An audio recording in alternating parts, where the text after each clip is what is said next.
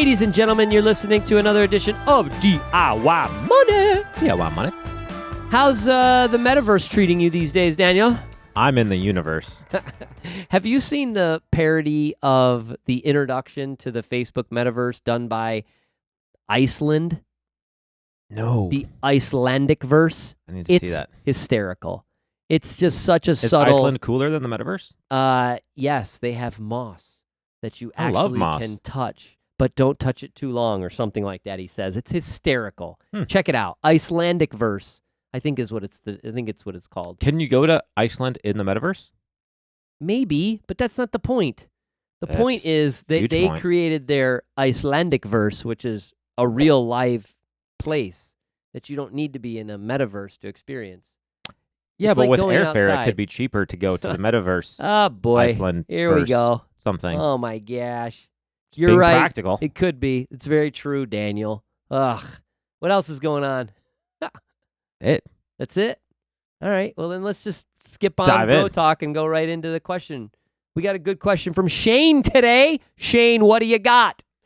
Hey, Quint. Hey, Daniel. Love the show. Quick question around 401k and ESPP. I took the strategy this past year of front-loading my 401k contributions to the 75% max that they allow me to do.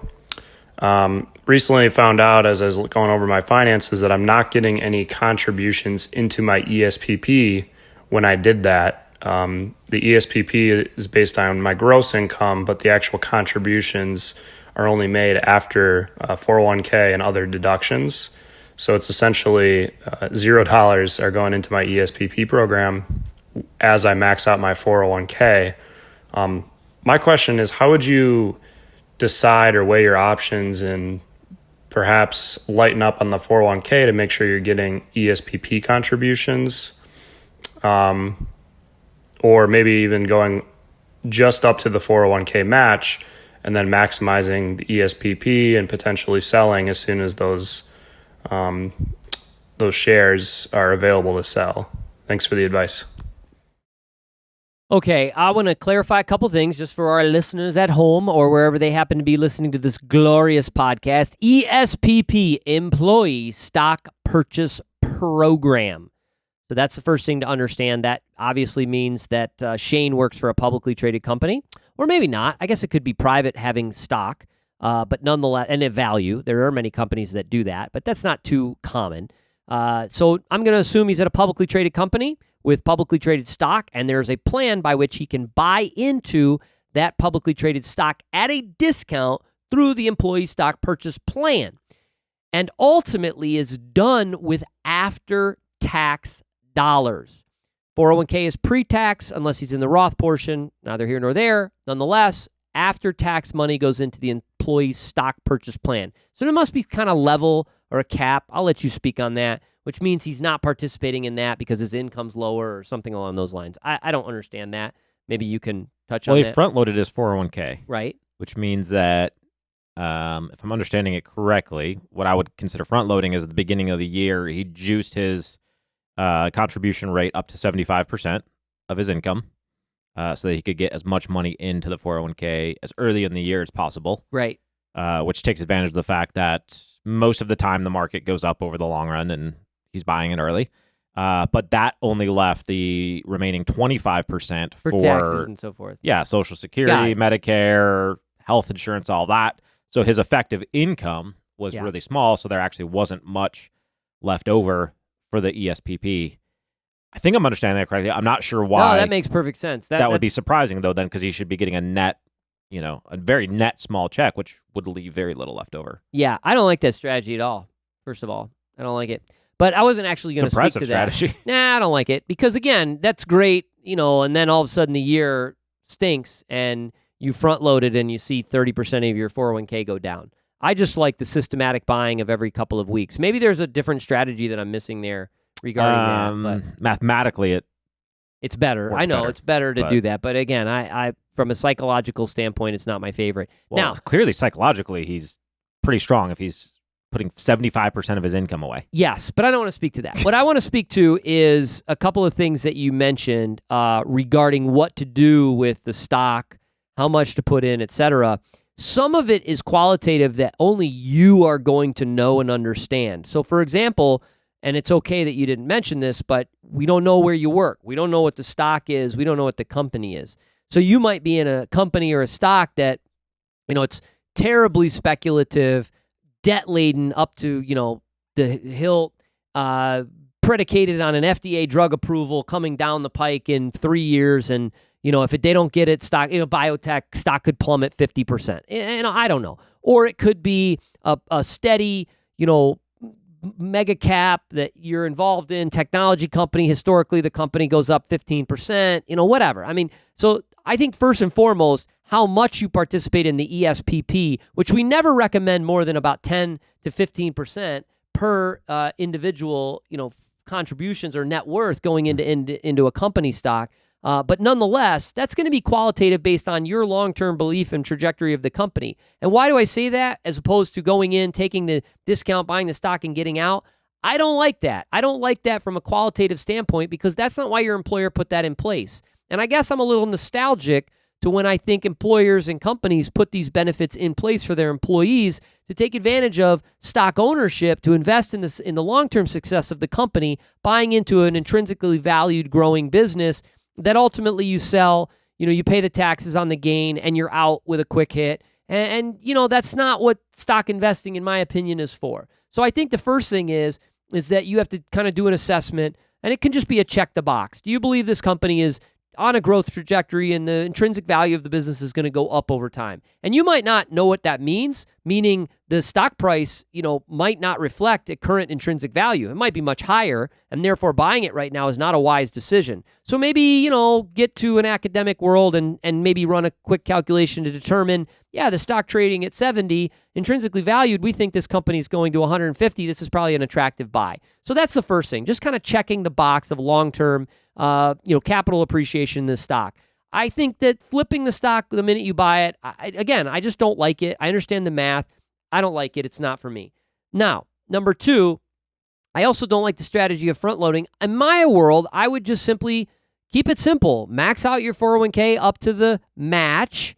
If you want to participate in the stock purchase plan because qualitatively you think it's great and you get a 15% discount for buying the stock or whatever, then fantastic. Then do it.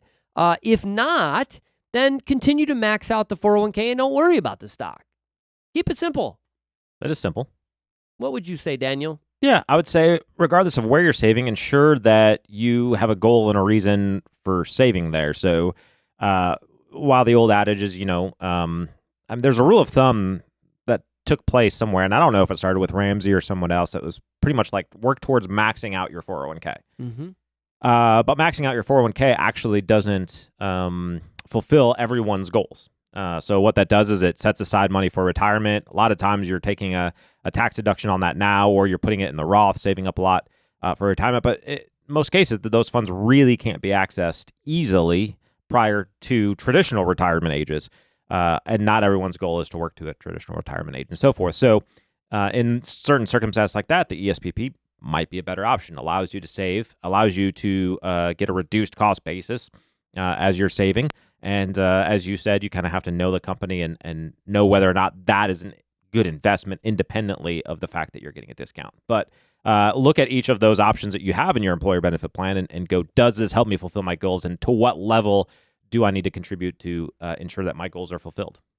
I like that. So you're not just looking at the present tense of, reducing or increasing in the qualitative of the stock. You're also saying make sure that longer term, the buckets you're using, regardless of the stock, regardless of the max or match or whatever, fulfill your long-term goals and objectives. So how would he do that? How would he look out into the future and sort of determine, I guess give me some scenarios where one might be better than another.